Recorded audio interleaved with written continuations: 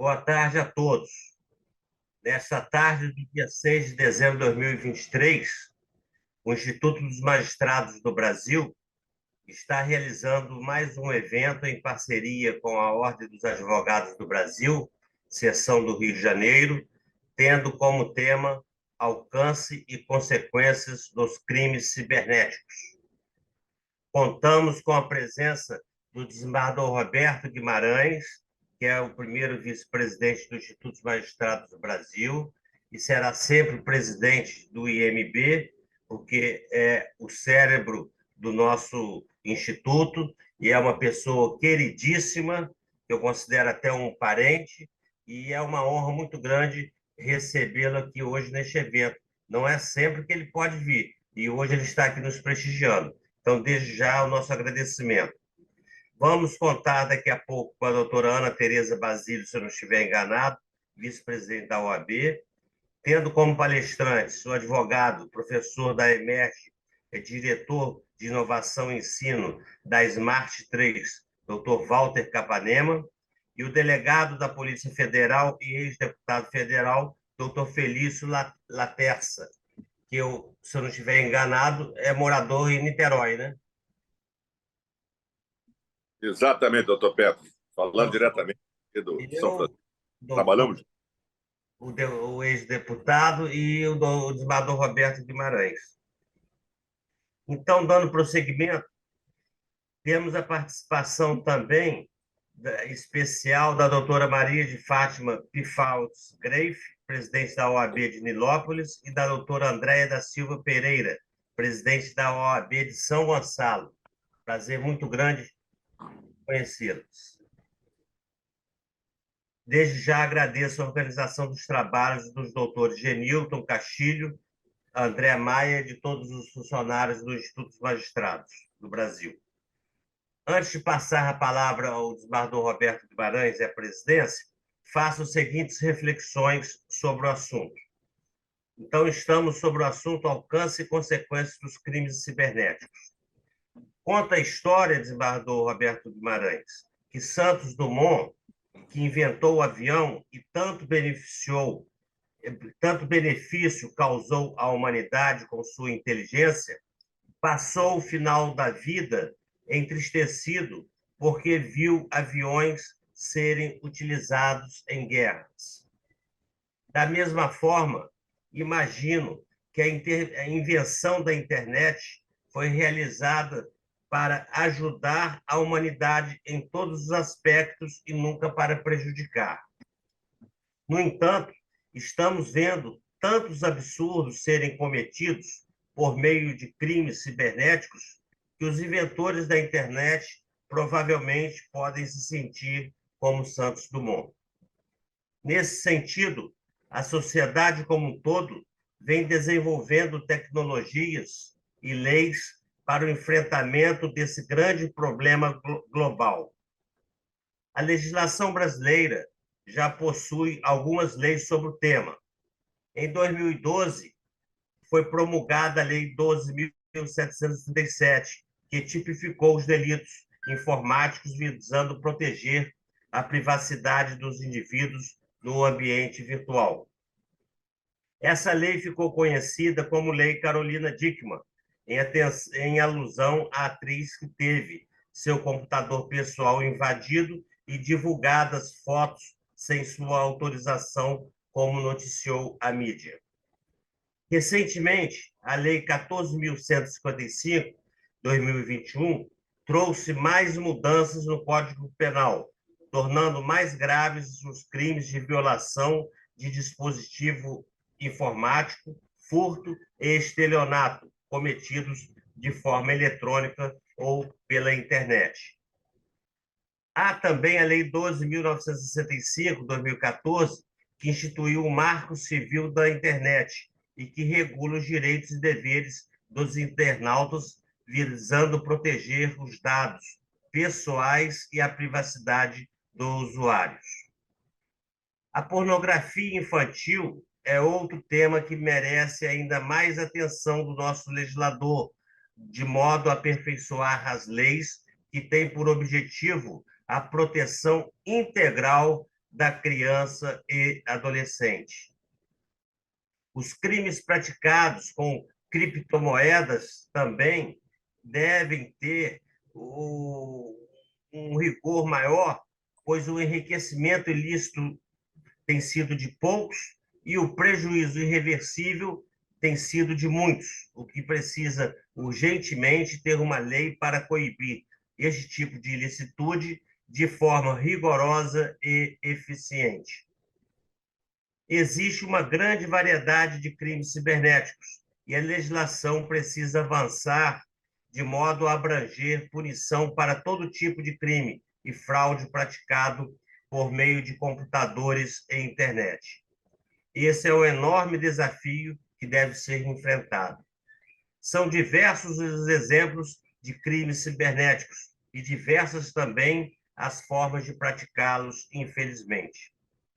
A legislação precisa avançar de modo a abranger punição para todo tipo de crime e fraude praticado por meio de computadores e internet, com penas rigorosas, considerando o estrago que faz na vida do cidadão quando mal utilizada. Esse é um grande desafio para a sociedade como um todo, desenvolver leis que sejam capazes de combater de forma efetiva esse tipo de crime. Este encontro tem por objetivo exatamente discutir mecanismos de maior efetividade no combate a essa prática criminosa. Então, sendo assim, eu encerro minha fala, passo a presidência ao grande desembargador e querido Roberto Guimarães, nosso presidente do IMB também, e, sendo assim, eu vou me retirar da sala para poder voltar lá para a minha sessão. Desembargador Roberto, um abraço a todos os advogados, doutor Walter, doutor Felício, um abraço a todos, doutora Fátima. Abraço, excelência. Tudo de bom. Um abraço e muito obrigado pelos imerecidos elogios, presidente. Certo, Eu atribuo a nossa amizade. Deus quiser, graças a Deus. Um abraço. E Abraço. paz e bem, né, Roberto? Paz e bem, né? Paz e bem. Um abraço. Exatamente. Uma Tchau. boa sessão. Obrigado. Já. E quero de pronto também, ainda na presença do nosso querido presidente Peterson, parabenizá-los, não sei se os senhores já o sabem, que ele foi eleito para compor o nosso Tribunal Regional Eleitoral por 2 anos, a partir do dia 15 de dezembro corrente. Tomará posse o nosso querido amigo no TRE-RJ, Tribunal Regional Eleitoral do Rio de Janeiro. Os nossos parabéns a ele. Obrigado, então. Parabéns, Niterói do TRE. Então, boa tarde a todos. Convocando os amigos. Tchau. Obrigado, presidente. Muito Tchau. obrigado.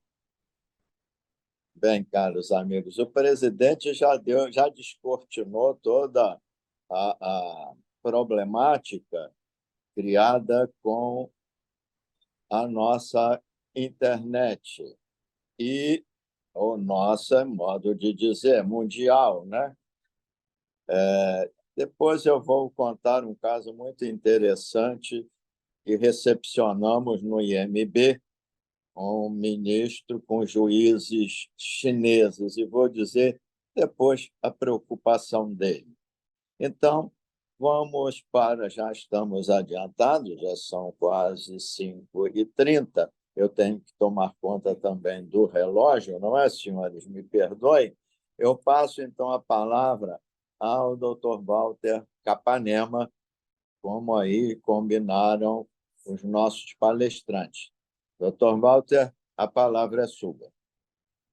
Desembargador Roberto, senhoras e senhores, boa noite, boa tarde, né? A gente confunde as coisas, né? Já comecei bem. Senhoras e senhores, boa tarde, um grande prazer estar aqui virtualmente com os senhoras e senhores para falar de um assunto tão interessante com pessoas tão queridas. Certamente será um momento em que irei aprender muito também. E eu quero aqui, nessa minha fala, contribuir com um panorama sobre os cybercrimes na atualidade. Eu preparei aqui um PowerPoint, vou compartilhar aqui a página, a PowerPoint, eu acho que já deve estar aparecendo. Então, a minha ideia aqui de conversar com vocês é fazer uma breve introdução, trazer talvez um panorama e um final com algumas considerações, porque eu acho que a gente sempre tem que terminar de um aspecto positivo e pensando para cima, por mais que a gente comente coisas e fatos que sejam prejudiciais. A fala do desembargador Peterson foi muito importante, porque ele falou da importância de como nós vivemos numa situação reativa na nossa legislação, né? Sempre surgem questões, surgem fatos que trazem prejuízo para as celebridades, ou fatos que são repetidos e corriqueiros, e com isso a sociedade reage com a criação de novos tipos penais. E veja, a gente está vivendo uma vida cada vez mais digital. A pandemia ela acabou acelerando o uso da internet, né? E mesmo com o fim da pandemia, e eu espero que a gente não passe por isso de novo, eu vejo que esse aumento do uso da internet não diminuiu. Tanto que nós estamos fazendo aqui esse evento de forma virtual, porque nós percebemos o quanto a virtualidade pode trazer confortos, situações de facilidade, de acesso rápido. E a gente sabe muito bem que quanto mais se utiliza uma tecnologia, mais essa tecnologia pode ser objeto de crimes, de delitos. E a gente percebe também que durante esse evento da pandemia, houve realmente um aumento de golpes virtuais, razão pela qual a gente percebeu uma reação legislativa. Mas antes de comentar especificamente sobre essa reação legislativa que surgiu por causa da pandemia, dos golpes na pandemia, eu posso apontar para as senhoras e senhores talvez 4 marcos temporais importantíssimos dos cybercrimes. E quando a gente diz cybercrime, não apenas são aqueles crimes que afetam computadores ou servidores, que apagam, destroem, adulteram dados que estão em computadores, servidores e equipamentos. A gente também fala cybercrimes, todos aqueles tipos de crimes que utilizam a tecnologia como seu instrumento. Então, nesse segundo caso, a gente pode ter, por exemplo, os crimes contra a honra, que são praticados desde o início dos tempos, né, das mais diversas maneiras, oralmente, por carta e também pelas redes sociais. Então, a gente talvez perceba que essa última situação do crime usado da tecnologia como instrumento, a gente percebe que ela pode ser muito mais lesiva, porque uma coisa é uma ofensa presencial, outra coisa é uma ofensa numa rede social que ganha o mundo. Essa ofensa que acaba sendo vista, talvez, por muito mais pessoas que se possa imaginar. Você tem, portanto, aí uma possibilidade dos efeitos dos crimes serem maiores. Mas a gente aponta aqui esses 4 marcos legislativos, a 9983/2000, eu arrisco a dizer que tem sido a primeira alteração no Código Penal que tenha trazido novidades ligadas a cybercrimes, né? Ele trouxe, por exemplo, o peculato eletrônico.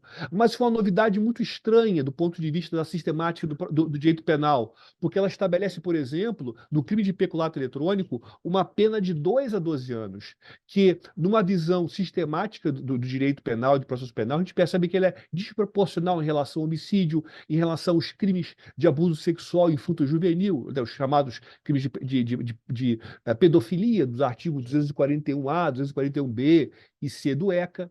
Né? A 12737, a chamada Lei Carolina Dickmann, que ela começa com um tipo penal muito complicado, né? Invasão de dispositivo informático mediante violação indevida de mecanismo de segurança. Ele tem diversas circunstâncias para ter uma pena de detenção de 3 meses a 1 ano. Ou seja, há um esforço gigantesco para uma pena de 3 meses a 1 ano.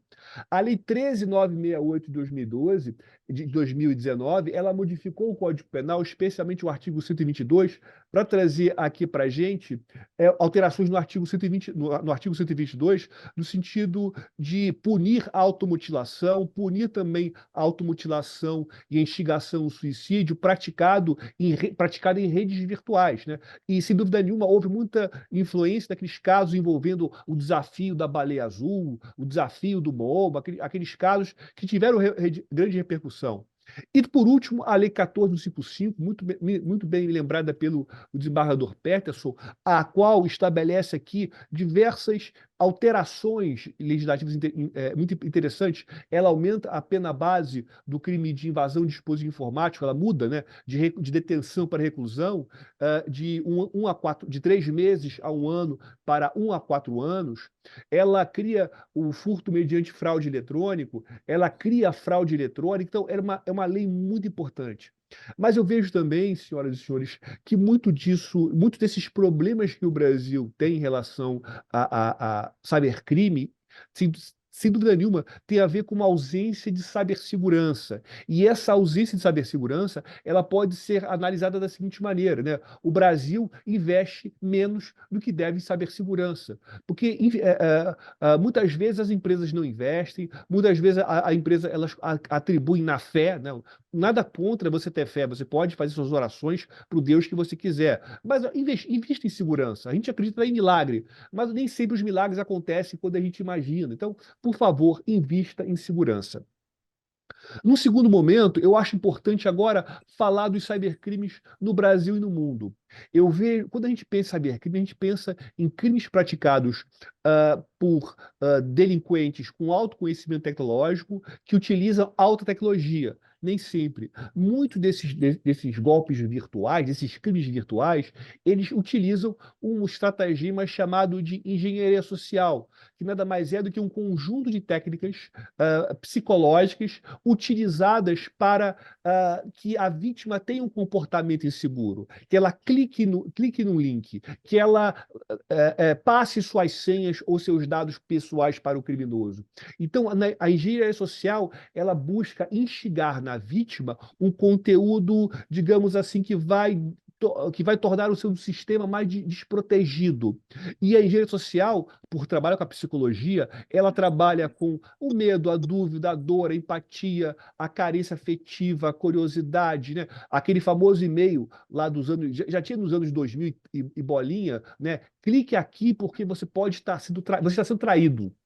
Olha, meu querido amigo, minha querida amiga, eu descobri o seu marido, sua esposa, seu noivo, namorado ou ficante, num ato aqui de traição. Clique aqui nesse link. A pessoa, né, movida talvez pela dúvida, pela dor, pela curiosidade, vai lá e clica. E clicando, ela instala um programa, que esse programa vai monitorar suas comunicações, de maneira que, ao ela visitar o site de um banco, esse criminoso que está monitorando, ele vai ter acesso às suas credenciais e às suas senhas. Esse tipo de estratagema que combina psicologia com tecnologia, ou seja, eu utilizo a psicologia para você clicar, né?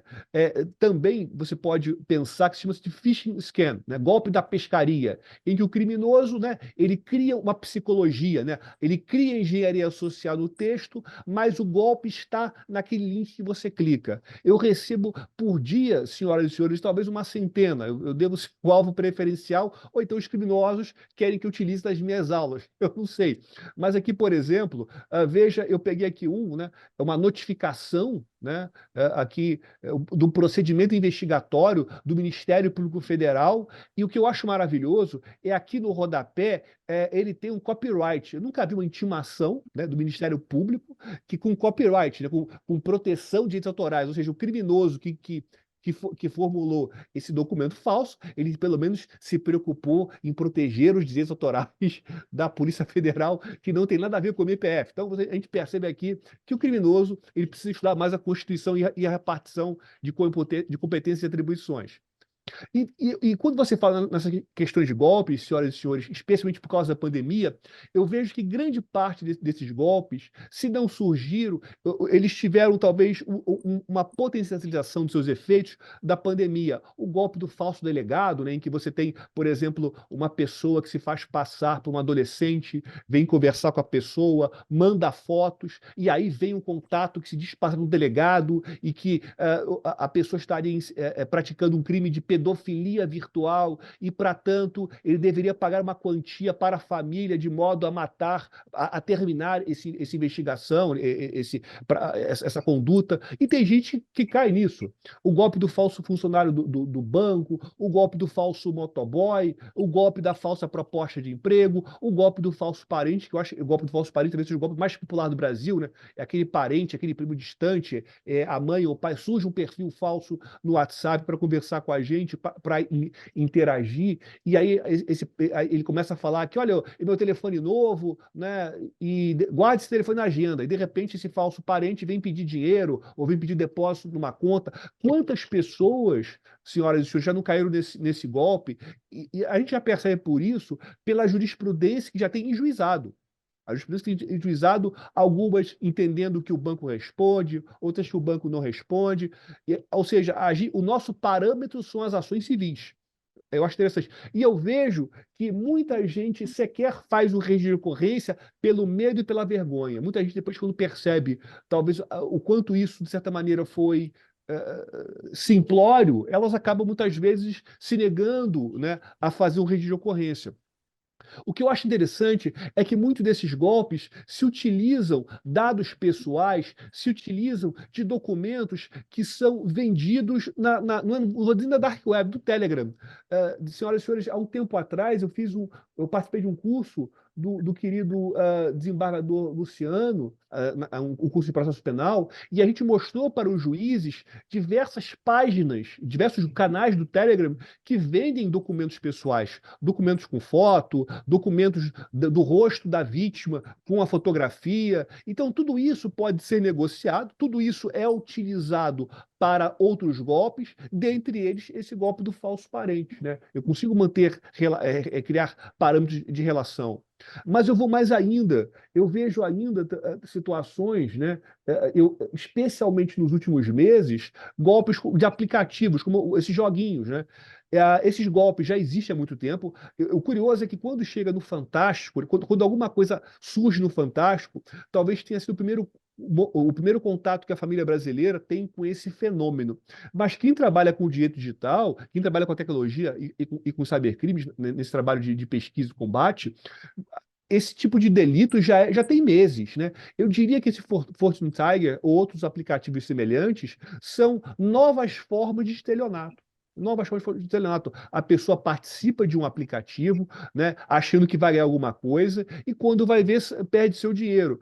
Diversos influencers. O curioso é que hoje mesmo, né, eu fui abrir meu Instagram, e por eu pesquisar sempre esses conteúdos para minhas palestras e minhas aulas e meu trabalho, eu vejo que o próprio Instagram já me apresenta como sugestão de publicidade. Então, o Instagram, além de permitir que essas pessoas continuem a fazer esse tipo de golpe, ele também ele acaba, digamos assim, ele acaba celebrando esse tipo de conduta, porque tem várias pessoas que, mesmo após a reportagem do Fantástico, vêm trazendo isso. Então, você tem casos de diversas pessoas que cometeram o suicídio, até um rapaz aqui que teria gastado 50 mil reais da herança da mãe, o que é uma coisa absolutamente absurda. E aí, nesse caso, talvez a gente possa pensar aqui que se trate dessa nova fraude. Existe também além da fraude do artigo 171, parágrafo 2º, né, existe também a fraude do artigo 171A, né, quando se trabalha com ativos virtuais. E existe uma quantidade gigantesca de golpes que envolvem também ativos virtuais, as criptomoedas, moedas que sequer a gente nunca ouviu falar, mas alguém está vendendo, e sempre é aquela coisa, né? É um perfil interessante no Instagram, a pessoa andando de avião, indo para lugares paradisíacos, e muitos deles eu vejo que é nitidamente uma fotomontagem. A pessoa está no estúdio qualquer, botou um pano verde no fundo do quarto e colocou depois alguma coisa de Roma, de Paris, de Dubai, e as vítimas, seduzidas por essa ostentação, acabam caindo no golpe da pirâmide, nesse golpe dos aplicativos, desses joguinhos que a gente sabe muito bem que não vai ganhar mesmo, né? O indivíduo não vai ganhar mesmo. Também a gente pode pensar num golpe financeiro, não é num golpe financeiro, num crime que, sem dúvida nenhuma, tem um aspecto patrimonial, não é? Os delitos que dizem respeito à conduta do ransomware. O ransomware, ele equivale, na prática, o delito do artigo 158 do Código Penal, de extorsão. Mas o que seria o ransomware? O ransomware é uma situação em que eu tenho um computador que ele é invadido, e esse computador que é invadido, ou que justamente a vítima ela cai naquele golpe de clicar no link, os dados são todos codificados. Esses dados são, entre aspas, sequestrados. E para que a vítima ela possa recuperar o acesso a esses dados, ela precisa pagar uma quantia em criptomoedas, um resgate. O curioso é que a Prefeitura do Rio de Janeiro sofreu esse golpe, justamente alguém clicou onde não devia. O STJ também foi objeto desse tipo de ataque. No caso, alguém teria invadido o STJ e lá plantado esse conteúdo. E o curioso, senhoras e senhores, é que a gente percebe aqui o quanto se tem atuação não apenas de indivíduos, né, não apenas de orcrins, mas também de estados-nação. Se comenta muito que o chamado Lazarus Group, né, um grupo ligado à Coreia do Norte, esse grupo ele agiria nesse sentido de cometendo esses golpes. Pelo que se comenta, esse grupo seria um grupo militar ligado ao governo norte-coreano e que ele faria esse tipo de extorsão de modo a angariar quantias para o governo norte-coreano.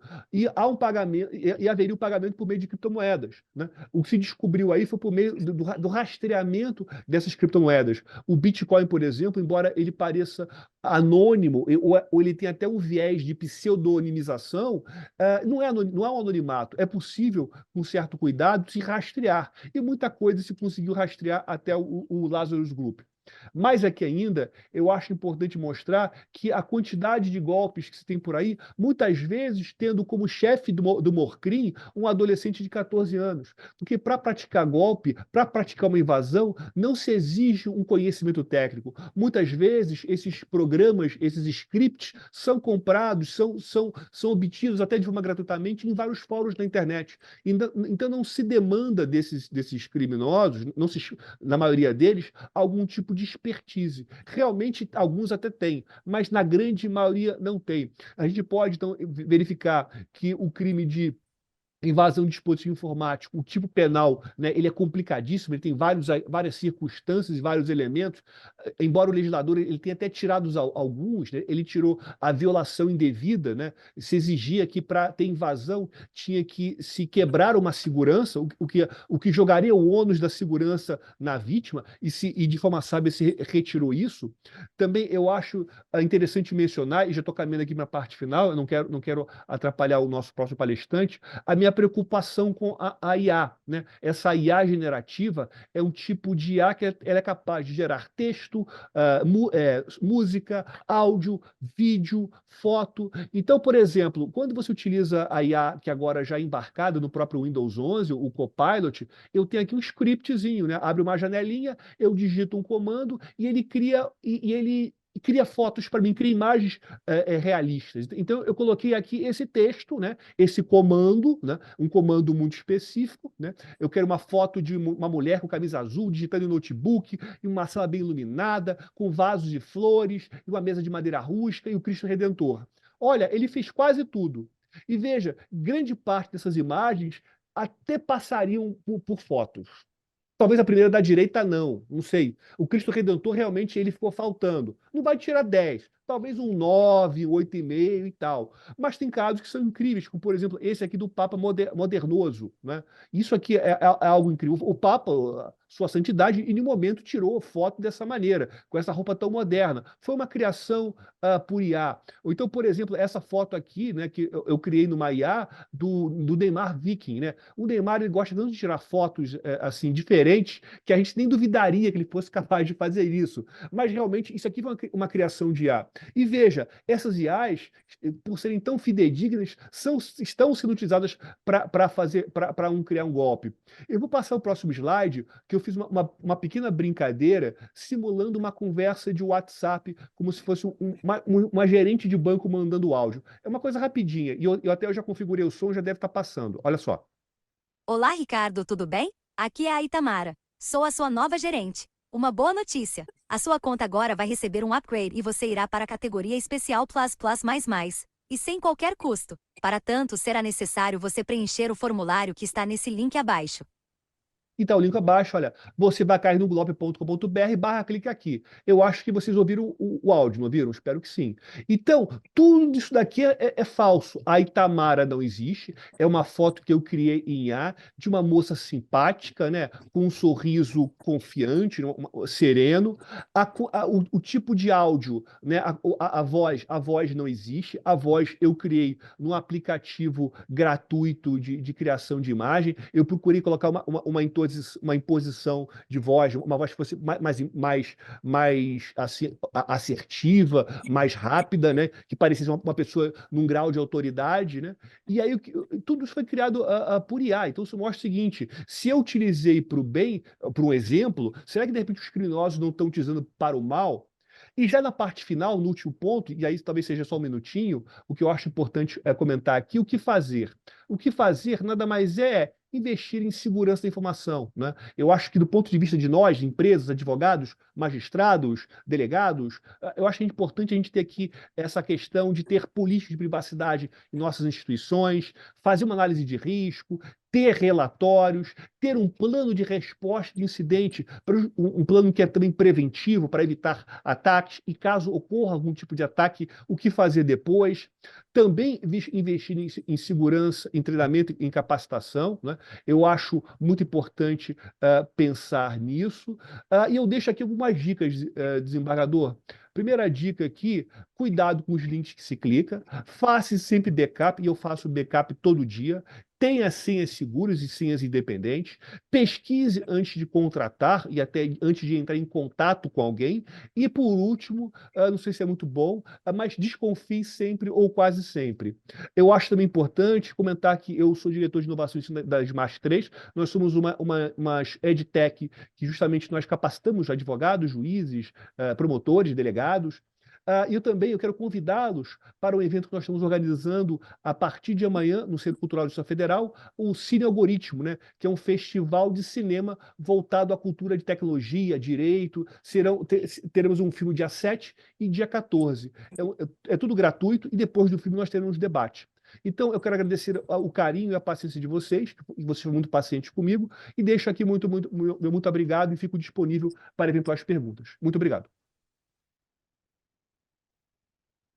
Nós aqui lhe agradecemos, doutor Capanema, por essa rápida, mas profunda dissertação a respeito das N possibilidades de criminosos se aproveitarem da internet, da inteligência artificial e de todos os recursos que esta nova tecnologia permite fazer uso. Foi interessantíssima a sua exposição, pena que foi tão rápida. Gostaríamos de ouvi-lo muito mais, vou ser franco. Foi muito interessante o tratamento que Vossa Excelência deu ao tema, um tema tão amplo, e conseguiu transmitir em pouco tempo muita informação que nos despertou a curiosidade para irmos atrás de mais informações a respeito. Então, nosso cumprimento e nosso muito obrigado. E o senhor cumpriu tranquilamente o seu tempo, não precisava ser tão rápido, não. Temos um pouquinho de tempo de sobra. Eu gostaria de saber se as nossas presidentes de OAB gostariam de fazer algum comentário, alguma pergunta ao doutor Capanema, já que as senhoras estão comandando aí as suas respectivas subseções do Estado Advogado. Na verdade, nós estamos hoje aqui só observando e aprendendo. Então, eu fiz algumas observações, eu tinha até selecionado algumas questões até para comentar, que foram praticamente abordadas pelo Dr. Walter Capanema. E tudo que ele falou aí em relação à utilização dos dados virtuais, e aí trazendo para a nossa para a nossa esfera, né, judicial, a gente tem verificado que esses tipos de crimes cibernéticos hoje, ele tem se tornado cada vez mais comum, né, a utilização dos dados de processos também, e isso tem acontecido, a OAB até tem feito uma campanha também, eu acho bacana a gente informar isso aqui aos advogados, porque a gente tem visto a utilização de dados processuais, os criminosos cibernéticos, né? Existe uma denominação que eles, cybercriminosos, eles têm utilizado os dados de processos e entrado em contato com os clientes dos advogados e pegam os dados do advogado também, o nome do advogado, e o número do processo e tudo, e enviam mensagem aos clientes como se fossem do escritório de advocacia, né? Então, isso tem acontecido muito, e não é só uma questão pontual de comarcas, a gente tem visto isso em toda a região. Eu estou mais assim, abrangendo aqui o Rio, né? Mas eu acredito que aí o Walter, de repente, pode esclarecer melhor, porque ele vem acompanhando isso mais de perto, e a gente tem visto isso, eu acredito que isso seja uma ocorrência nacional, né? E é isso que eu queria perguntar ao Walter, se ele tem acompanhando isso e como é que tem sido feito, porque assim, a gente que acompanha, a gente sabe que a OAB tem feito divulgações a respeito, mas a gente acaba no dia a dia não seguindo firme nesse acompanhamento, como o Walter aí, que é especialista na área e pode esclarecer melhor aí para a gente. Doutora Fátima, obrigado pelas palavras. O problema que a senhora narrou, doutora, é um problema que eu tenho acompanhado bem.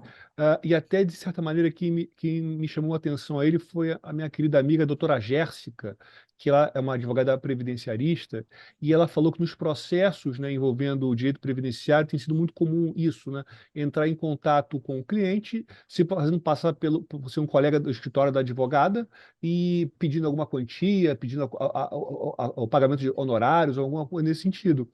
A primeira medida que se tem para investigar é uma medida interessante, porque a gente tem aquela resolução da publicidade do processo, a resolução, eu acho, 125 do CNJ, que ela estabelece que todo acesso todo acesso ao processo eletrônico deve gerar um tipo de controle. Ou seja, você sabe, né, o tribunal sabe quem visualizou aquele processo. E para visualizar um processo, é preciso que seja um advogado credenciado no site do tribunal. E assim foi feito, né? Você pode descobrir, e às vezes até os sistemas permitem que você mesmo faça isso, quem teve acesso àquele processo. Em vários casos, doutora, me parece que foram geradas certificações digitais fraudulentas em nome de outros advogados. Porque, por exemplo, se descobriu que era uma advogada, era o AB de uma advogada do Paraná. E essa advogada do Paraná sequer sabia de nada. Ela falou, inclusive, olha, outras pessoas já me vieram procurar fazer a mesma coisa. Então, eu acho, doutora, que deve ter sido alguém que, mancomunado com uma autoridade de registro de certificado digital, ele esteja gerando certificados digitais no nome dos advogados para poder começar esse golpe. Mas, infelizmente, eu não tenho visto uma atuação mais adiante. Eu acho que tudo morreu por aí. Seria interessante procurar essas autoridades onde foram feitos esses certificados para se descobrir isso. E essa questão, doutora, de fraude envolvendo certificado é muito séria, né? Eu acho que foi esse ano passado, né, se criou um certificado digital em nome de um juiz do Rio de Janeiro e foram expedidos alvarás em nome dele. Foi Ou seja, ano passado, eu acho isso. Isso não houve ocorreu. nenhuma. Mas na verdade, a fraude, essas fraudes processuais que têm ocorrido agora, no momento, ela não é relativa à certificação digital. Ela é relativa aos processos específicos. Então, assim, o que a gente tem percebido e o que tem chegado nas OABs, né, nas subseções, é que os clientes dos advogados têm sido abordados ou para recebimento de precatório, pedindo pagamento de taxas, né? E coisas nesse sentido. Então, assim, para dar andamento ao processo, cobrando honorários no lugar desse advogado, e a gente tem visto isso muito, muito nas sucessões ocorrendo isso. Agora, essa situação da certificação digital que o doutor estava expondo aí, realmente também foi bem complexa e gerou um transtorno muito grande para toda a advocacia, né? Porque nós ficamos, inclusive, impedidos o tribunal ficou impedido de expedir novos mandados de pagamento, né? Emitir a expedição. Então, foi bem complexo. Doutora, eu vejo, me permite só uma parte, que esses golpistas, eles entram em contato com as pessoas, com os clientes, porque eles viram o processo antes. E para eles verem o processo antes foi eles conseguiram um certificado no nome de um advogado para isso. Normalmente é assim. Entendi. Tá? Mas também pode ser feito através das publicações, né? Que geralmente as publicações saem no diário oficial, na internet hoje em dia, se você... Precatório, por exemplo. Precatório não precisaria. Precatório tem muito isso. Você receber um precatório, já tem gente te ligando no mesmo dia. Verdade. Obrigado, doutor. Obrigado, doutor. Boa tarde. Me sinto muito honrada de estar aqui com os colegas, né, com a colega aí, Fátima, né, uma guerreira nossa aí, e mais honrada ainda em saber que eu estou aqui como a primeira mulher presidente da OAB São Gonçalo, depois de 57 anos de subseção, com um juiz que tem uma história aqui no município. Isso é uma honra muito grande, doutor, para mim, poder estar aqui nesta live, compartilhando esse conhecimento com o senhor. Me sinto muito honrada mesmo, de saber que o senhor tem uma história aqui no município de São Gonçalo, e eu estou contando a minha, sendo a primeira mulher presidente depois de 56 anos de subseção.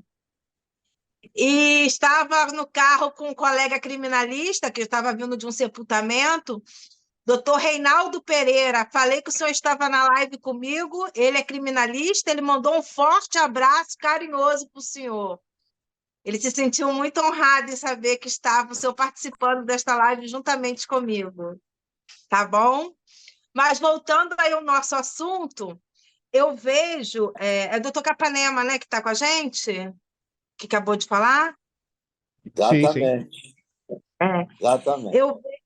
Eu vejo que quem mais assim sofre, doutor, com essa fraude, né, com essa né, essa posse desses dados, né, nas redes aí, são os idosos, porque eles já estão assim os nossos clientes idosos, né? Eles já estão assim naquela ansiedade, né, de um processo já demorado, e de repente alguém liga para eles, passando todas as informações, todos os conhecimentos do processo que nós já passamos para ele, e eles acabam o quê? Caindo no golpe. Por mais que nós, como advogados, as subseções, a seccional tem lutado, eu tenho pedido muito aos colegas aqui, né, para estar passando para os seus clientes uma mensagem, falando para não fazer Pix, para não dar nenhuma informação por WhatsApp, nem por telefone, nada, procurar o seu escritório, pede para vir pessoalmente no seu escritório. Mas, mesmo assim, alguns ainda conseguem se entregar a essa corja criminosa que vem cada dia mais lapidando o nosso judiciário, tomando conhecimento, né, dos dados dos clientes, dos nossos dados, sabe do nome da nossa ordem, sabe que atuamos no processo, sabe do endereço do nosso escritório, sabem tudo da nossa vida e dos nossos clientes. Eu não sei, mesmo como o doutor Capanema falou, que tem essa questão de saber quem entra, né? O CNJ tem essa... Nós sabemos quem... No meu processo, eu sei o colega que entra e que não entra. Mas é de uma forma que eles dão uma forma daquilo ali não existir. a forma que eles entram, a gente pode saber quem é, mas é um toque, algo diferente que a gente não consegue localizar esse pessoal, porque senão seria fácil, né? De estar solucionando essa questão. Eu espero que em breve os nossos tribunais consigam realmente fechar mais um pouco, dificultar essa fraude, né? Vamos dizer assim. Porque o eletrônico veio, nos ajudou muito, tem nos ajudado, mas, por um lado, também tem nos dificultado, principalmente com essa questão das fraudes. Tudo bem. Senhores, a hora já está correndo. Quem sabe o nosso segundo palestrante nos traga algumas soluções para tudo que as doutoras estão colocando na mesa. O doutor Laterça já foi, além de deputado,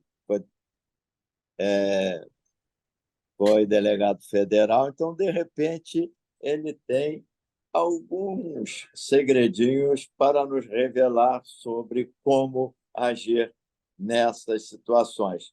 Então, se me permitem, eu vou passar agora a palavra ao doutor Laterça. Por favor, doutor Laterça. Como vai? Saúde a todos. Como foi dito aqui no início, começou com o desembargador Peterson, fez a abertura, passou a bola para o nosso desembargador Roberto Guimarães, e ele já fez um introito muito interessante e fez um belo apanhado. Agradecer o convite do Instituto Magistrado do Brasil para estar aqui. Obrigado, Genilton. Doutor Walter, foi realmente uma aula, né? Eu acho até que nós precisamos sentar para conversar e aprofundar os temas, entendeu? Porque, na verdade, eles convergem e não terminam nunca, viu, desembargador Alberto? O senhor falou como resolver isso. O doutor Walter, ele citou a questão da cibersegurança. As nossas advogadas fizeram menção a como se proteger as pessoas mais vulneráveis, mas eu diria que temos pessoas mais vulneráveis, sim, mas todos nós somos e estamos vulneráveis. A situação é crítica. O avanço da tecnologia ela é muito grande. Então, nós vamos tratar esse assunto. Já foi dito, nós vamos reforçar, o doutor Walter Capanema disse, sobre a questão de proteção, mas não é simples. Numa sociedade como a nossa, no Brasil com dimensões continentais, a gente transmitir isso para todo o povo. A questão de educação, educar o povo. Hoje eu estava na estrada e vinha falando sobre as questões do trânsito. Então, estou falando de uma coisa trivial, que as pessoas se comportam muito mal no trânsito. Então, imagine vocês aprenderem a lidar, né, e evitar crimes virtuais. O tema ele é abrangente, né? Alcance e consequências dos crimes virtuais, crimes cibernéticos, na verdade, ou virtuais, são sinônimos. E eu me lembro de um filme, de um desenho, na verdade, que houve um racha dentro da multinacional da Disney, que a Pixar fez com o filme Toy Story. A frase que eu respondo ao nosso tema, alcance e consequências dos crimes cibernéticos, é a frase do Buzz Lightyear, ao infinito e além. Você não sabe onde nós vamos parar. E está tudo caminhando para isso, tudo migrando para os crimes cibernéticos, sejam eles crimes próprios ou impróprios, que hoje a internet, os smartphones, os computadores, as fotos digitais são usadas pelos cybercriminosos. Então, hoje, eu acho que o Código Penal, na verdade, ele vai acabar tendo uma adaptação. Isso vai se tornar uma agravante, talvez, porque os crimes hoje, cada vez mais, passam pelos meios virtuais. E aí eu disse para vocês dos crimes próprios. Os crimes próprios são aqueles que são cibernéticos propriamente. Sequestro digital, que foi dito. O ransomware, essa palavra. O ransomware é um crime em que o hacker ele toma posse de um sistema. Imagine vocês, nós estamos falando com os magistrados aqui do Rio de Janeiro, alguém tome conta do sistema do Poder Judiciário do Rio de Janeiro, do TRE. A gente pode dar qualquer exemplo, qualquer outra grande empresa, seja ela pequena, média ou grande, seja ela privada ou pública. o estrago que é feito. E eles trabalham fazendo isso. Eles buscam fazendo, né, para obter, sempre em busca de retorno financeiro, na maioria das vezes, que no final é tudo a busca do vil metal. E o computador também como ferramenta, como eu já disse, perpassando por todo o Código Penal, na prática, dos crimes tão conhecidos, especialmente estelionato. Muitos deles se amoldam à figura do estelionato, que é uma figura abrangente no Código Penal, mas nós temos também a extorsão, temos a pedofilia, e nos bastidores aqui eu falava sobre isso, é um tema que eu trabalho há muito tempo, como o desembargador Roberto falou, eu sou delegado de Polícia Federal, na última legislatura exerci o mandato de deputado federal, hoje estou como suplente de deputado federal, viu, pessoal? Então, a qualquer momento pode ser convocado para assumir a cadeira novamente e voltar a desempenhar o papel que desempenhamos. E trabalhamos com temas variados. E eu ouvi falar, inclusive, de algumas leis que eu também vou fazer menção, e você vê que o legislador ele não está um passo atrás, não. Ele está muitos passos atrás. Tem um amigo desembargador, aposentado, doutor Felipe, foi delegado de Polícia Civil, entendeu? E ele costumava falar que o legislador, ele gostava de uma seguinte frase: como só acontecer, o legislador anda mal. O legislador não só anda mal, como também ele anda atrasado, ele anda lento. Então, nós temos problemas e isso precisa ser vencido. E o que nós estamos debatendo isso aqui, nesse webinar hoje, é algo que precisa ser cada vez mais debatido e algo que precisa avançar, porque eu não acredito numa mudança de comportamento e você conseguir evitar crimes com toda a dificuldade que nós temos, inclusive comunicação. As pessoas... Desculpa, entrou uma ligação que eu tive que cancelar. Tá? As pessoas se importam só com bobagem, com coisas que distraem. Na fala do colega que me antecedeu, ele disse, né, como que são a sedução que é feita pelo estelionatário, para buscar você, olha, eu tenho fotos suas pessoais, eu tenho foto da sua mulher, eu tenho foto do seu marido. Você sabe que seu cônjuge, vamos falar assim de forma geral, está te traindo?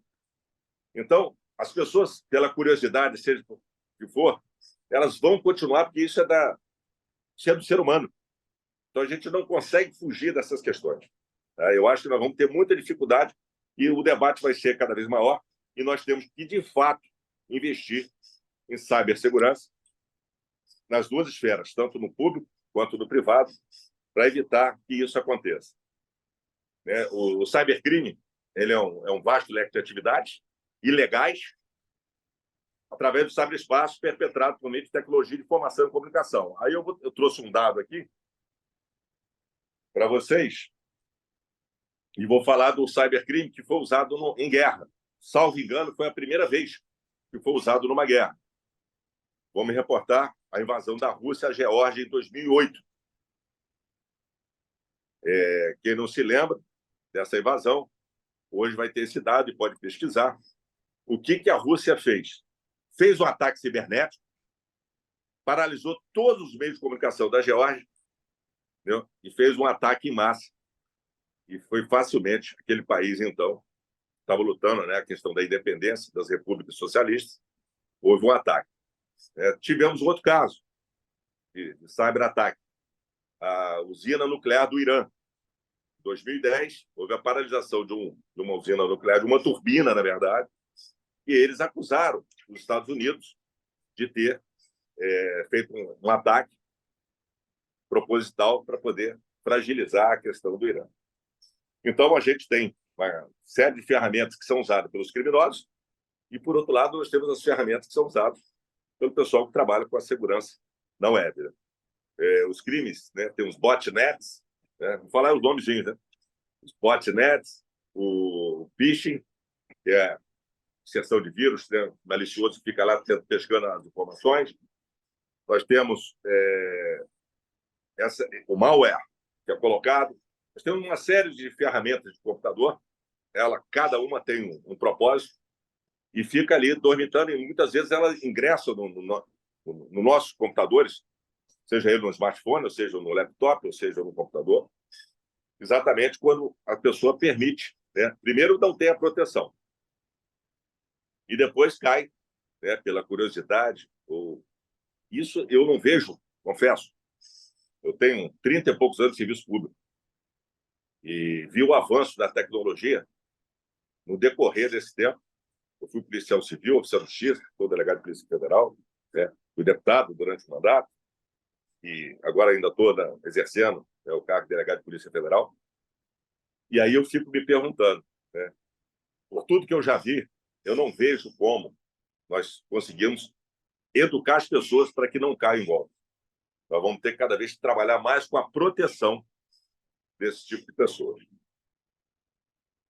Falando sobre as leis e o atraso da lei, nós temos a lei que foi mencionada também pelo colega, a Lei Carolina Dickmann. A Lei Carolina Dickmann, na verdade, ela veio com um atraso imenso, gente. Quando eu fiz a anotação aqui, ela é de 2012. Ela é de 2012. Ela foi promulgada em 2012. Só que o projeto de lei, e aí vocês veem como que o legislador também, ele anda mediante provocação. Ela tinha um projeto de lei que tratava desses assuntos de 99. Então, de 1999 até 2012, né, ficou dormitando na Câmara e os congressistas como um todo, eles adoram, seja ele nível federal, seja ele estadual, seja ele municipal. Eles adoram, né, leis que tenham nomes. Isso traz uma celeridade legislativa absurda, porque tem um clamor popular. A gente pode lembrar outras leis, Lei Maria da Penha, Henri Borel e tantas outras, e a Carolina Dickmann não foi diferente. Já tinha projetos tramitando. E como funciona no Poder Legislativo? Quando você tem, né, eu vou usar o judiciário para fazer o paralelo, né, porque estamos falando para o público exatamente, né, do meio jurídico.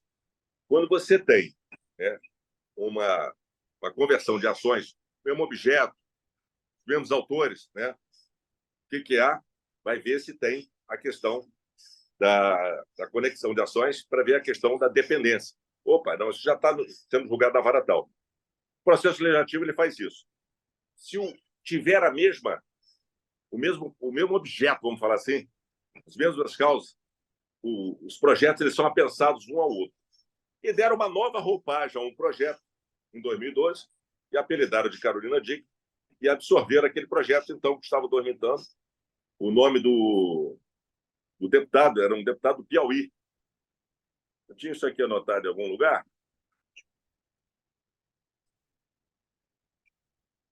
Ele fugiu aqui. Estava anotado aqui bem. Mas esse é o fato. Vamos avançar. Lembrar, na nossa Constituição, no artigo 43, o avanço que teve o artigo 5º, artigo 5º da Constituição, inciso 43. A lei considerará crimes inafiançáveis suscetíveis de graça ou anistia a prática da tortura, o tráfico ilícito de entorpecentes e drogas afins, o terrorismo e os definidos como crimes hediondos. E aí acrescentou, gente, por eles respondendo os mandantes, os executores e os que, podendo evitá-los, se omitirem. Foi dito também pelo colega que me antecedeu a sua palestra, a preocupação com esse tipo de coisa, né? Como que vamos fazer a questão da segurança das pessoas, a questão bancária, a questão das escolas com a pedofilia. Eu quero entrar nesse assunto também dos crimes, né? Que hoje, o avanço que houve, a questão do crime de pedofilia com relação aos crimes rituais. E quando a gente fala poder evitá-los, se omitir.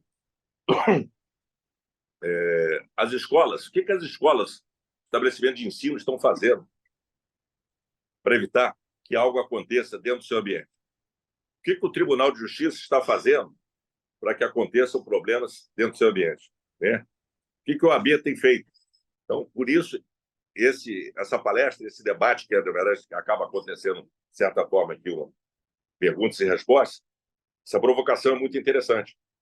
As igrejas, os clubes associativos, Então, hoje isso está consagrado na Constituição e, na verdade, doutor Val, a responsabilidade aumenta em muito.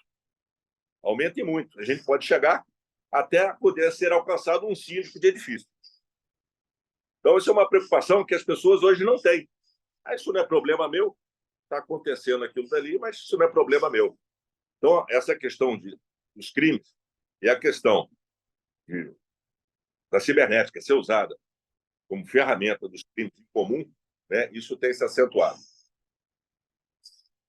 Eu tenho um dado que é sobre a pedofilia, que em 1987 a internet estava engateando, principalmente no Brasil, e tem um estudo dos Estados Unidos que dizia que 375 vítimas por pedófilo. Tá? Um pedófilo fazia até 375 vítimas. Muita gente se espanta com esse assunto. Quando a gente faz palestra desse tema, é um tema também altamente instigante, né? E causa repulsa. Agora eu pergunto para vocês, quantas vítimas hoje um indivíduo faz por trás de uma telinha? Quantas vítimas ele consegue alcançar? E foi dito também, alguém falou sobre isso aí, sobre a questão da extorsão sexual. E aí a gente volta ao caso da Carolina, né? Ela usou, disse na época, assumiu que as fotos eram dela, não foi feita aquilo, né, uma montagem com inteligência artificial, e isso acabou acontecendo, vamos lembrar, numa escola aqui do Colégio Santo Agostinho, na nossa capital, nosso Rio de Janeiro, né? Parece que foram os próprios alunos, pegaram as colegas, as alunas, fizeram uma montagem, usaram programas de computação, colocaram ela como nuas, o nudes, como é o nome que é utilizado na internet, e trouxe um problema gravíssimo, exatamente usando a exposição das meninas, né? E a investigação, na verdade, tomou uma proporção imensa e causou um transtorno imenso para a instituição de ensino. E aí volta aquela pergunta que eu disse, que hoje está consagrada na Constituição.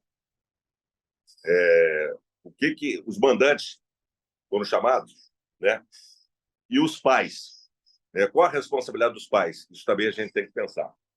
A extorsão, gente, sexual, que é feita mediante, né, computação, e o colega também adiantando, ele falou golpe do delegado. E o golpe do delegado, porra, a pessoa adora delegado, né?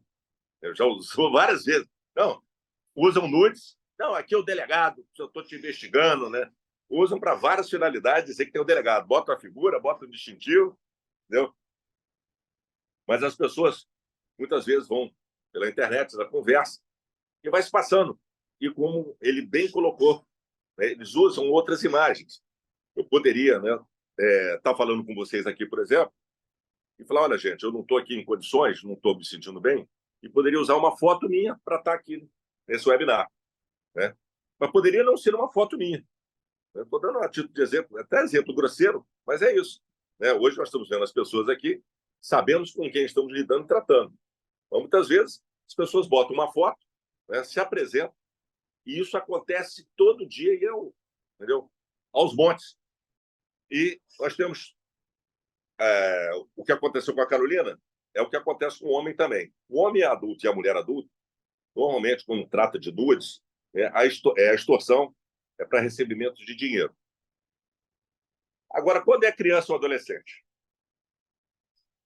o que o está praticando a extorsão ele quer?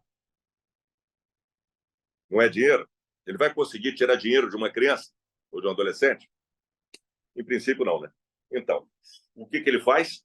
Olha, se você não mandar mais fotos, se você não fizer esse ato obsceno, se você não fizer esse ato sexual, eu vou revelar suas fotos, vou passar para os seus pais. Então, ele vai causando aquilo e vai conseguindo uma série de dados. E qual vai ser a finalidade? Dinheiro. Vai vender isso no mercado negro, né? E você tem hoje, lembrando, a Deep Web. A Deep Web é a internet profunda, onde acontece, né, de tudo. Venda de armas, venda de material de pedofilia, de drogas. O que vocês imaginarem hoje circula na Deep Web. Né? Se bobear, né, vendendo até sentença. Esse caso aí do juiz que, né, a questão do token, isso aí talvez tenha sido negociado na Deep Web.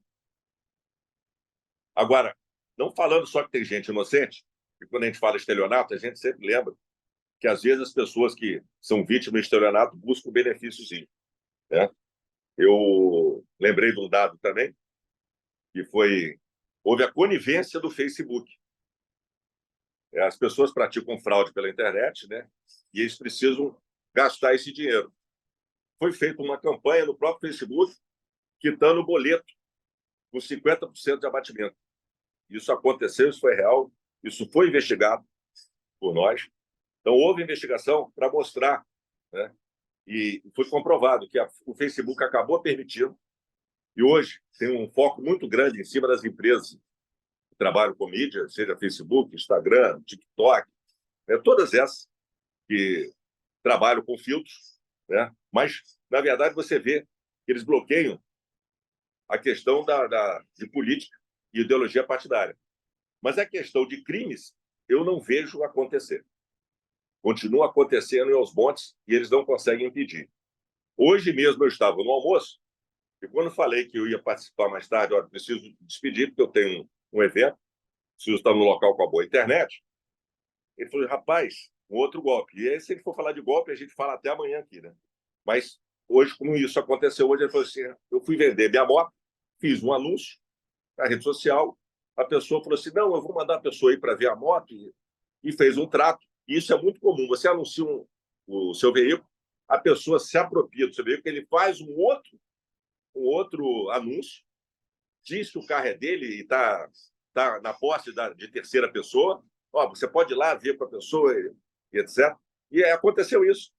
E, por sorte da pessoa, a pessoa só tinha dado R$ 400 de entrada. Quando chegou lá, não, mas espera aí. O pagamento, como é que você vai fazer? Não, eu tratei com o fulano. O fulano falou, não, esse anúncio não foi eu que fiz. Esse anúncio que você está falando, não, o valor não é X, 16 mil e pouco, não, é 21 e tal. Então, gente, isso é o tempo todo, né? Até com anúncios de carro, de moto, o que você imaginar hoje tem fraude. E lembrar também que muitas vezes as pessoas vão em busca de benefício. Olha, está muito barato, eu vou lá comprar. O Dr. Walter fez o alerta, eu vou fazer novamente. Desconfiem de tudo, gente. Desconfiem de tudo. Então, é isso que a gente pode falar para a população. Foi falado aí, né, que os idosos são muito vítimas. Aí eu tenho que lembrar, durante 4 anos eu fui da comissão dos idosos na Câmara. Debateu a exaustão isso. Várias ferramentas de proteção foram discutidas, a questão legislativa nós aperfeiçoamos, mas não é simples mudar, porque é o seguinte, por mais que você tenha legislação, né, você não tem quem os proteja, né? Quem faz por eles? Quem vai dar esse ensinamento? Então, nós temos essa dificuldade. Teve uma outra lei também que veio com o tempo, na verdade, ela ganhou um nome que não ficou muito conhecido, a Lei Rose Leonel, que é a 13.772 de 2018. Ela considera crime o registro não autorizado da intimidade sexual. A puniçãozinha é de 6 meses a 1 ano, né? Então, por exemplo, esse projeto de lei iniciou em 2005. Ela acabou transformando em lei em 2018. Então, mais uma vez, o legislador andou vagarosamente. A questão da pedofilia que eu toquei, né, o artigo 241 do ECA, vender ou expor à venda, isso está muito hoje, né, na internet. Na Deep Web, eles trabalham de forma muito acelerada com isso. E tem os tipos penais ali nos incisos.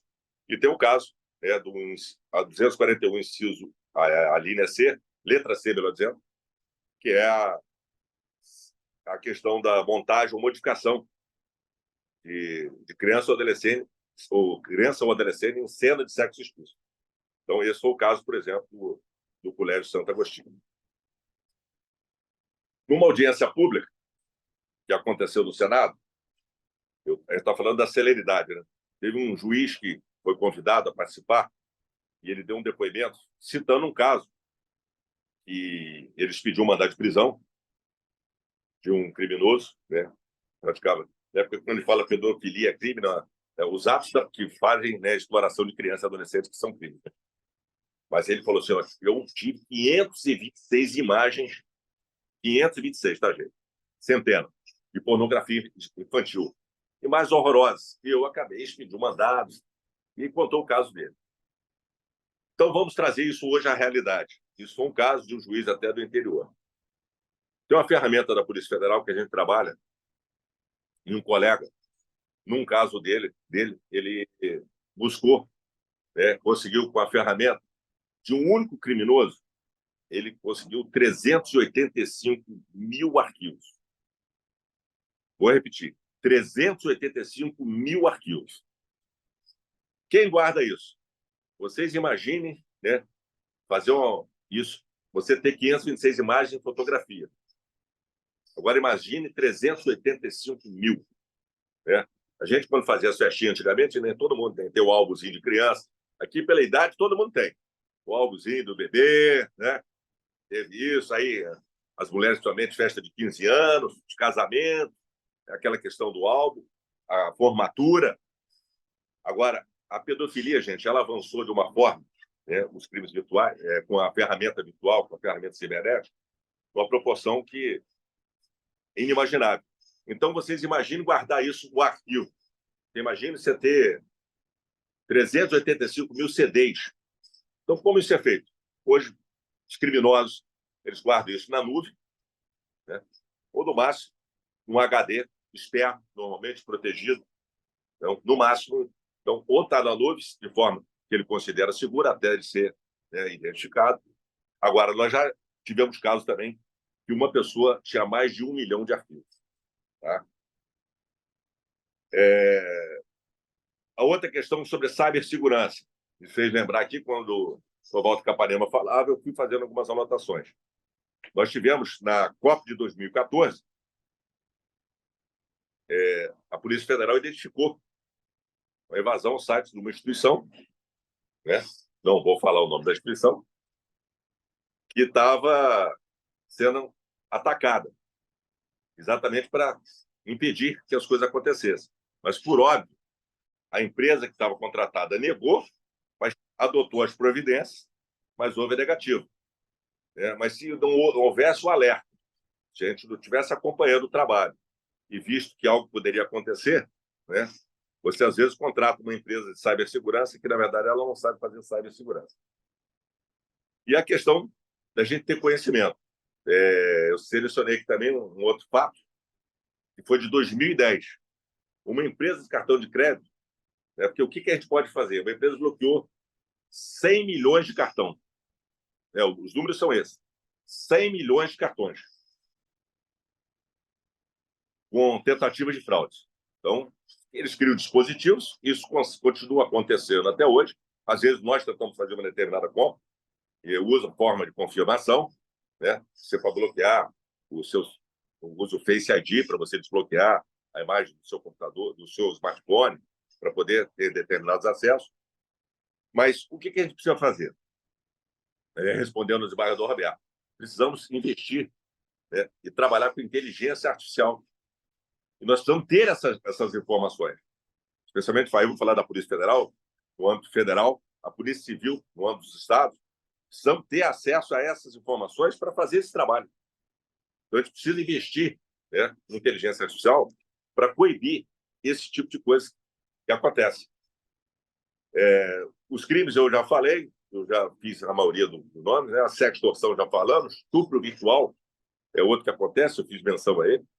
As pessoas, o desgraçado do pedófilo, ele faz isso, né? Depois que ele consegue alguns nudes de crianças e adolescentes, ele faz a criança fazer penetração, coisas horrorosas, né? A gente trabalhar com isso, enfrentar isso, né? E tentar punir com rigor. E como estamos falando com os institutos magistrados do Brasil, e com os advogados, a gente tem que, né, punir severamente esse tipo de gente, né? A questão do ataque cibernético. Lembrar, eu falei uma expressão, bootnets. O que é bootnets? Bootnets são como se fossem computadores zumbis, né? O que é isso? As pessoas dominam uma série de computadores para fazer um ataque em massa, precisa de um grande número de computadores. Então, ele não consegue fazer isso, às vezes, só por um computador. Ele vai dominando uma série de computadores, vai deixando à disposição. Então, quando ele, para atacar uma estrutura, como invadiu uma NASA, por exemplo, invadiu uma usina hidrelétrica. Então, eles utilizam uma série usa esse tipo de ferramenta, que é dado o nome de botnet.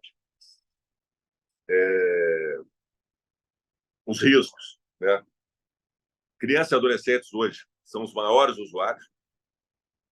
Então, quando falamos dos idosos, eu quero lembrar também da questão das crianças e adolescentes. E aí todo mundo que tem filho, sobrinho, sobrinha, netos, tá? Tem que estar de olho, tem que estar atento a essas questões, né? Nós temos a dificuldade do controle de acesso doméstico.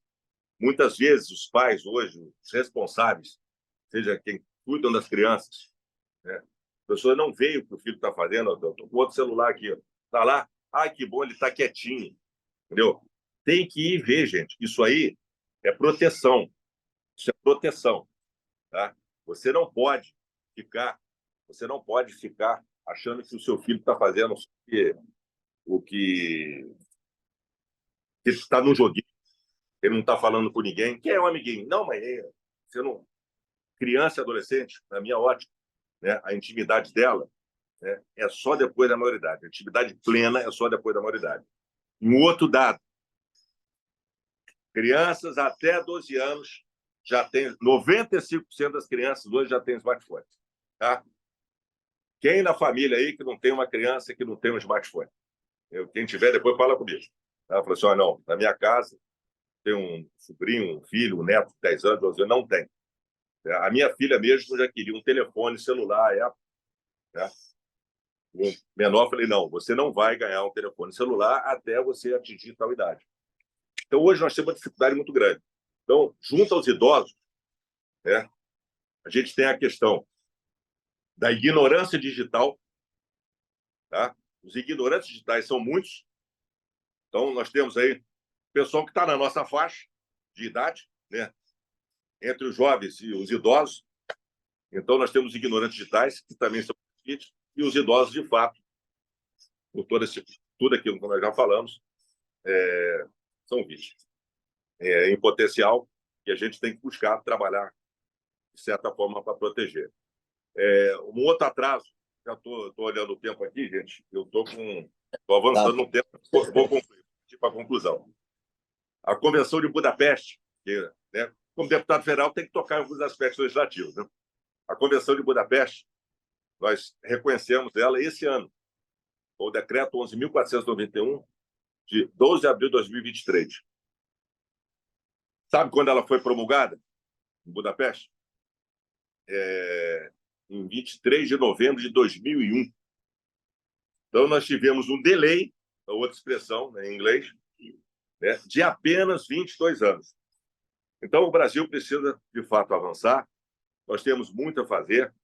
Quero parabenizar, mais uma vez, o Instituto Pasteur do Brasil, com uma palestra de tamanho alcance, tamanha profundidade, atualíssima, moderníssima, que toca em todos os assuntos hoje do dia a dia, né?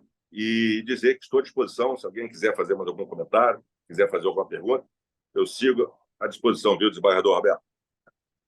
Perfeitamente. Muito obrigado. Muito obrigado por sua palestra aí, que o senhor nos deu um panorama aí dos crimes que já passaram pelas suas mãos, né, ou pelas mãos na Polícia Federal, como também daquilo que se pretendeu fazer na área que o senhor também já navegou, que é a área nossa do Poder Legislativo. Eu só queria perguntar se alguém tem alguma pergunta. Depois, eu ia fazer também um comentário que eu falei ao início, mas vou deixar para o final. Alguém quer fazer alguma pergunta ou pedir algum esclarecimento ao nosso ilustre palestrante? As doutoras, doutor Castilho. Eu gostaria de saber, ele como aí, né, aguardamos que ele entre, né, está como suplente, talvez as coisas mudem aí. Se há alguma assim, perspectiva dele, que ele falou aí sobre a proteção, né? Buscar mais proteção com relação a esses dados. Se ele tem alguma coisa em mente, alguma coisa que possa desenvolver, principalmente para os idosos, que uma das coisas que me preocupa muito são os idosos. Obrigado, doutora Andréa, pela pergunta. Existe uma série de mecanismos legais que estão em tramitação. Eu fiz algumas proposituras. A questão dos idosos, nós temos que trabalhar dentro das instituições.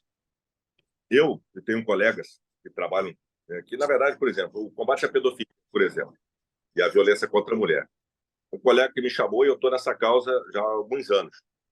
Durante, não só na polícia, como no mandato, eu fiz um trabalho muito grande e fiz um grande trabalho junto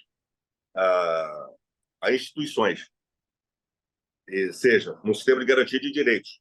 Então, os conselhos tutelares, CRAs, CREAs. Então, estou dando um exemplo com relação a crianças e adolescentes, um trabalho que nós desenvolvemos. Com relação aos idosos, nós fizemos algumas propostas e até instituições de fazer educação digital. O que é preciso fazer? Nós ainda temos idosos analfabetos no Brasil. O número não é nem tão pequeno assim. Nós precisamos educação digital. Essa é a resposta. Então, precisam os governos, nos 3 níveis, fazer esse trabalho. E precisamos trabalhar também pessoas de organizações sociais, fazer trabalho dentro de instituições. Então, por exemplo, eu tenho isso em mente. Não coloquei em prática ainda por falta de tempo.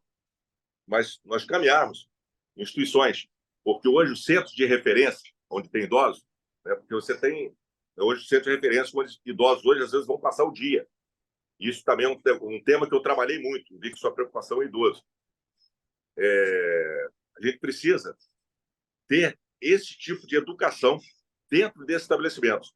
O idoso pode ir lá para passar o dia, mas ele pode ter, não só para jogar um dominó, porque hoje o idoso ainda faz isso, ter um jogo de cartas, assistir uma série junto com outros, participar de brincadeiras, mas como participar de educação. E aí a gente precisa transformar, levar até eles a educação digital, porque eles não vão vir buscar a educação. Nós temos que ir até eles. Obrigado, então, ao doutor Laterce, e já estamos avançando, já são 18h40. Eu só queria dizer que essa preocupação, meus caros amigos, não é só nossa. No IMB, recebemos ainda, no início do ano, não foi a primeira vez, uma comitiva de juízes e um ministro chineses. Para ter uma ideia, o mais importante deles, que era tratado como ministro, e todos os outros 5 juízes a ele se referiam com muito respeito, porque lá tudo é em grandes números, né? Imagine este, vamos dizer, juiz-ministro, a jurisdição dele era apenas sobre 45 milhões de pessoas, ou seja, um estado de São Paulo inteiro. Entendeu? E ele nos procurou, estávamos lá sentados, um à frente do outro. No final, eu perguntei, mas qual o interesse de Vossas Excelências aqui no Brasil dessa feita agora? Nós os recebemos com muito prazer e tal. Quando tínhamos tempo, eles tinham tempo, apresentavam o presidente do tribunal, percorríamos o tribunal inteiro. E esse, vamos dizer, ministro disse o seguinte: não, nós viemos aqui saber o que os senhores já conseguiram fazer para proteger suas crianças e seus adolescentes da internet. Olha a preocupação de um país que aqui entre nós está bem à frente de nós em termos cibernéticos. Eles estavam vindo aqui preocupados em se nós tínhamos descoberto algum outro meio para proteger as crianças e os adolescentes das investidas maldosas, criminosas na internet. Então, os senhores vejam que a preocupação não é apenas nossa, é do mundo inteiro.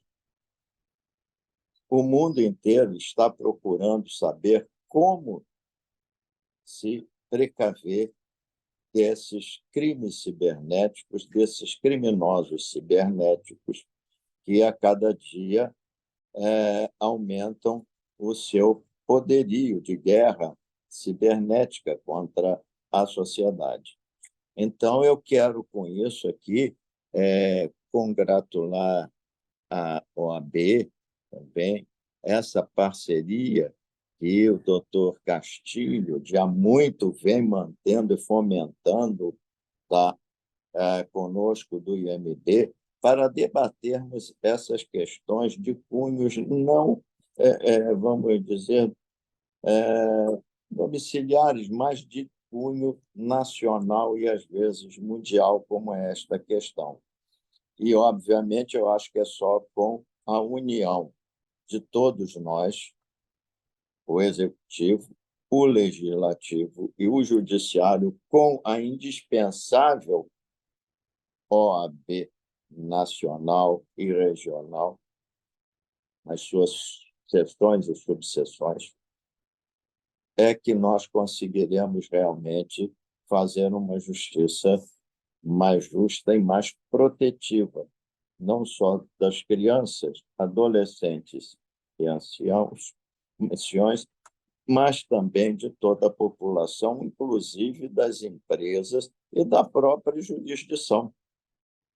Porque não é de hoje que acontecem essas investidas. Eu era ainda juiz criminal no Rio, fui convidada pela então corregedora do TRF2 para um estudo que estavam fazendo, sabe por quê? Já naquela época, olha, anos atrás, simplesmente invadiram de alguma forma os computadores do TRF2, falsificaram um acórdão do tribunal, falsificaram alvarás de soltura, se não me engano, de 3 traficantes internacionais, mandaram essa documentação para a vara de execuções, que a execução é feita pela Justiça Estadual, e 3 traficantes internacionais foram para a rua com acórdão e alvarás de soltura falso. Vejam, isso não é de hoje.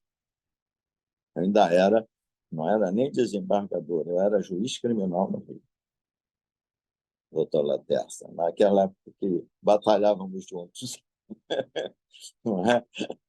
Então, os senhores vejam a importância desse tema e quero, então, agradecer muito ao doutor Castilho. Por favor, doutor Castilho, quer dizer alguma palavra ainda também? O senhor também aí é o grande responsável, não é? Junto com a doutora Ana Basílio, nossa querida vice-presidente da OAB, transmita-lhe os nossos sinceros cumprimentos. Quer dizer mais alguma coisa, doutor Castilho? Eu queria agradecer a todos, inclusive o senhor, e também, como o doutor Pérez, já considero meu parente, né? Tanto tempo juntos e muitos feitos juntos. E agradecer aos palestrantes que muito bem explicaram e às nossas presidentes que trouxeram bastante perguntas que serviram de base para novos debates. Não é isso, doutor Felício e doutor Walter? Vou aproveitar, já que abriu a palavra, ele falou primeiro o meu nome, Walter. Agora eu vou. Você conclui. Eu até queria falar, eu vou voltar um pouquinho na questão da pergunta da doutora Andréia. Né? A gente precisa fazer uma rede de proteção dos idosos, e eu queria fazer uma observação. Fazer um paralelo, se a gente fizer crianças e adolescentes. O combate à crime e à pedofilia, que é algo que eu luto tanto. Com os idosos, nós temos 3 tipos de crime: a violência física, psíquica e financeira. E como? Né? E aí, além dos golpes, né? Agora, esses crimes, o idoso normalmente recebe, é onde ele acontece. Essa é onde toca com a questão do crime de pedofilia. A maioria dos crimes de pedofilia acontece, né, com pessoas que cercam o seu lar, que estão no entorno do seu lar. Seja alguém que está dentro da casa, um parente, um vizinho, ou alguém que cuida da criança ou do adolescente. E a mesma coisa com o idoso.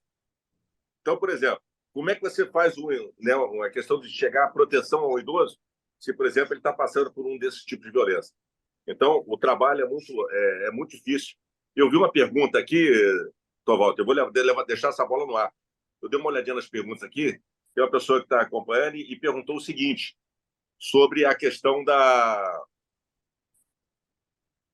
dos crimes de WhatsApp. Isso acontece dezenas todo dia, inclusive pessoas, né, a gente sabe ainda, sei lá, dentro até dos presídios. Né? E a polícia, na verdade, muitas vezes não está nem aí, as polícias civis não estão nem preparadas para receber o cidadão. Isso é uma triste realidade. Depois, Genil, essas perguntas estão aí, se quiser, a gente pode tratá-las e responder a pessoa. Eu até me prontifico a isso.